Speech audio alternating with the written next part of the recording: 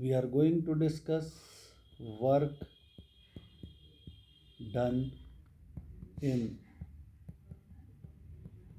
stretching a thin film.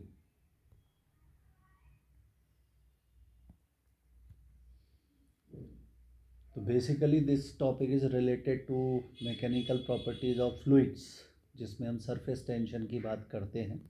और surface tension जो होता है that is the property of a liquid surface due to which it tries to minimize its surface area.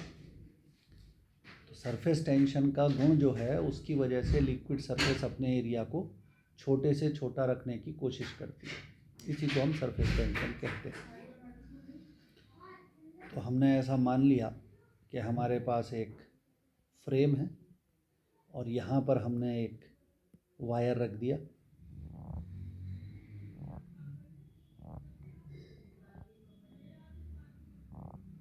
और इस wire को रखने के बाद में हमने इसको डिप कर दिया किसी सोप सॉल्यूशन में. तो यहाँ पर एक सोप की लेयर सेटल हो जाती है.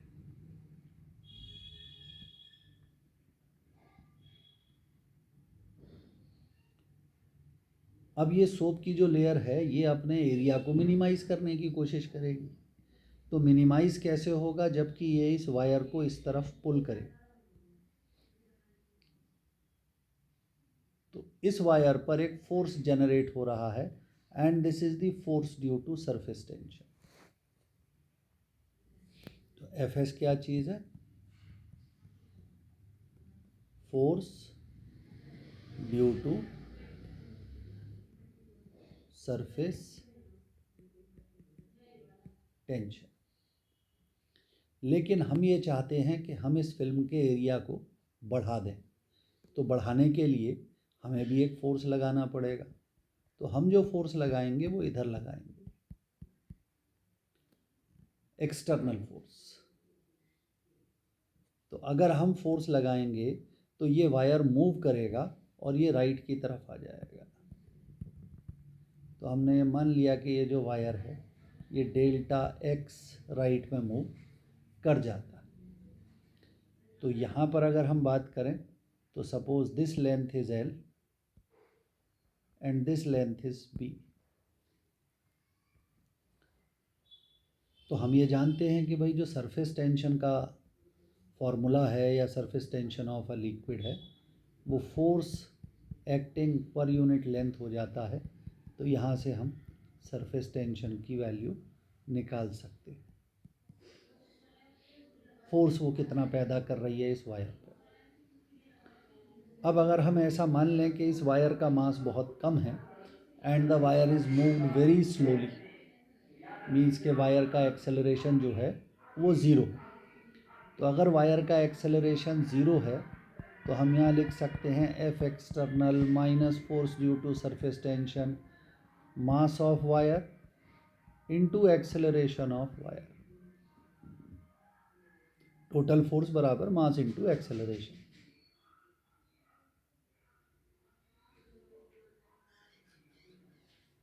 यही होगा. अब क्योंकि एक्सेलरेशन ऑफ वायर आप ज़ीरो रखना चाहते हैं और मास ऑफ वायर भी नेग्लिजिबल है, तो इससे हमें ये कंक्लूज़न मिल जाता है कि जो हम यहाँ एक्सटर्नल फोर्स लगा रहे हैं वो सरफेस टेंशन के बराबर ही होगा.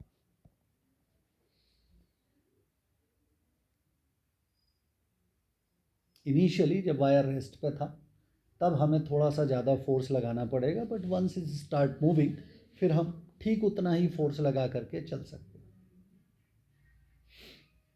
अब हमने वायर को मूव कराया और मूव करा करके डेल्टा एक्स चला दिया. तो work done to pull the wire by delta x. तो डेल्टा डब्ल्यू जो आएगा वो जो भी आप फोर्स लगा रहे हैं जो कि एक्सटर्नल फोर्स है इनटू डेल्टा एक्स. अब एक्सटर्नल फोर्स आप प्रूव कर चुके हैं, वो L into S delta x है. तो ये हो जाएगा।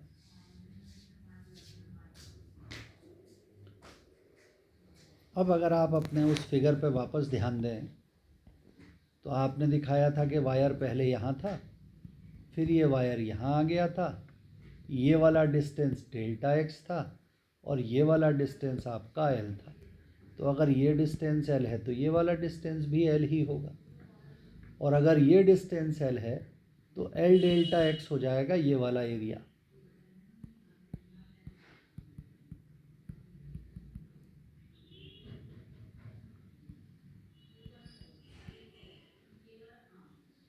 तो हम इसके आधार पे ये लिख सकते हैं कि जो वर्क डन निकल के आएगा वो आ जाएगा एस डेल्टा। तो this is the work done.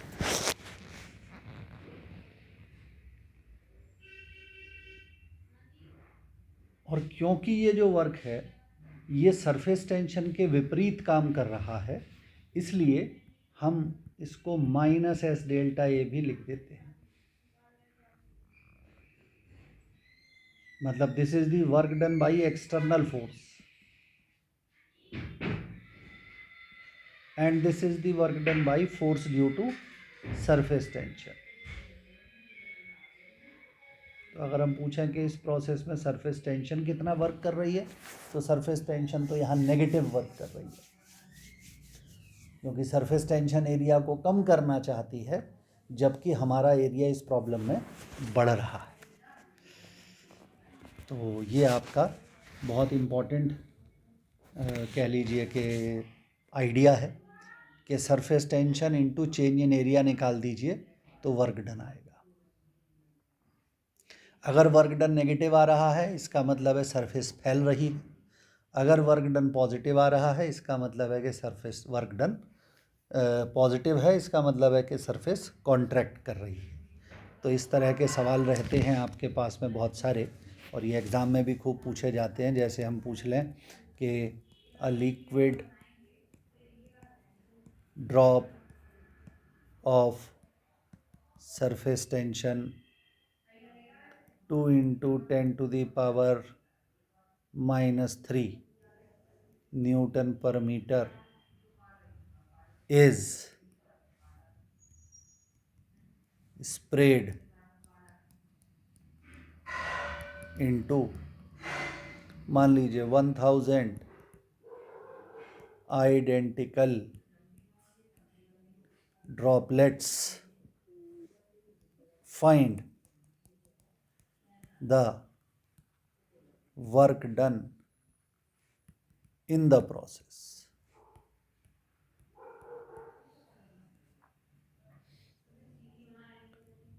तो कोई लिक्विड ड्रॉप है, उसका रेडियस इतना है, सॉरी सरफेस टेंशन इतनी है, रेडियस गिवन नहीं है, लेकिन हमने उसको स्प्रे किया और स्प्रे करने की प्रोसेस में उसकी 1000 छोटी छोटी ड्रॉपलेट्स बन गई जो सारी की सारी आइडेंटिकल है, मतलब सबका रेडियस मास सब बराबर है। तो अब वो आपसे पूछ रहा है कि इस प्रोसेस में कितना वर्क हुआ है। तो ये बहुत इंपॉर्टेंट सवाल है, इस तरह का सवाल अक्सर पूछा जाता है एग्ज़ाम में। तो ऐसे सवालों को करने के लिए हम क्या करते हैं, सबसे पहली बात कि जो बड़ी ड्रॉप का वॉल्यूम है वो इक्वल होगा छोटी छोटी ड्रॉप्स के वॉल्यूम का टोटल सम। मतलब वॉल्यूम ऑफ बिगर ड्रॉप बराबर n into volume of smaller drop. तो आप यहाँ लिख सकते हैं 4/3 pi into capital R cube बराबर n into 4/3 pi into small r cube. तो 4/3 पाई और पाई ये कट जाते हैं, तो r बराबर आपके पास आ जाएगा n की पावर 1/3 इंटू r। ये एक बड़ा इम्पॉर्टेंट रिज़ल्ट आ गया। अब अकॉर्डिंग टू क्वेश्चन अगर हम अपने इस क्वेश्चन की बात करें तो हमारे पास 1000 ड्रॉप्स हैं,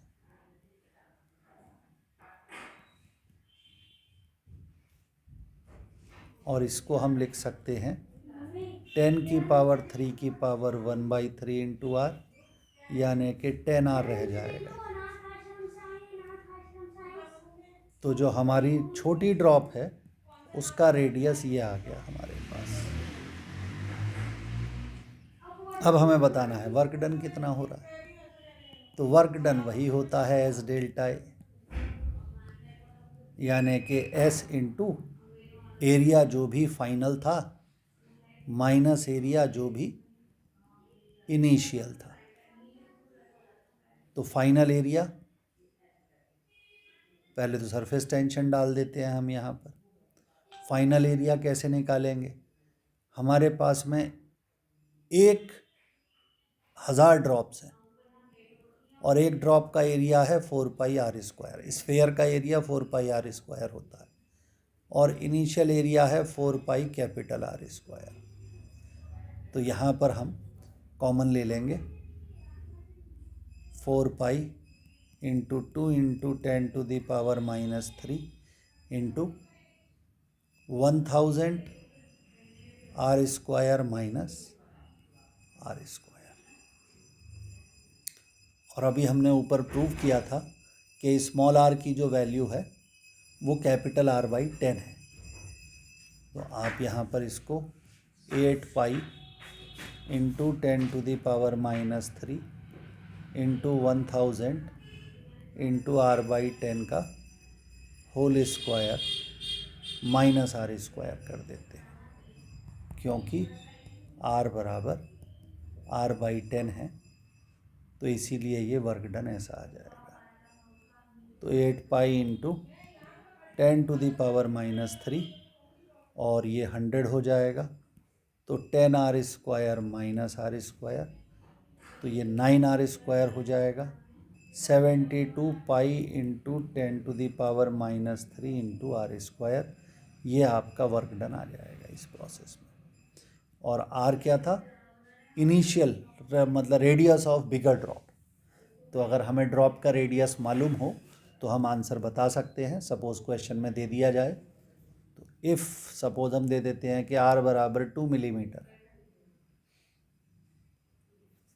2 मिलीमीटर की ड्रॉप थी, तो यानी कि 2 इंटू 10⁻³ मीटर हो जाएगा।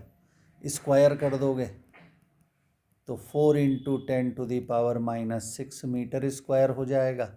ये सब्स्टिट्यूट कर दोगे तो 72π इंटू 10⁻³ इंटू 4 इंटू 10⁻⁻6। तो 4 दूनी 8, 4 सत्ते 28, 288π इंटू 10⁻⁻9 जूल, इतना वर्क होगा। और वर्क डन यहाँ पर आपका पॉजिटिव आ रहा है। इससे पता चल रहा है कि ड्रॉप का एरिया बढ़ रहा है। एक्सटर्नल एजेंट चाहिए होगा, सरफेस टेंशन अपने आप ये काम नहीं कर सकता। तो बस इस तरह के क्वेश्चंस रहते हैं, प्रैक्टिस देम। Thank you.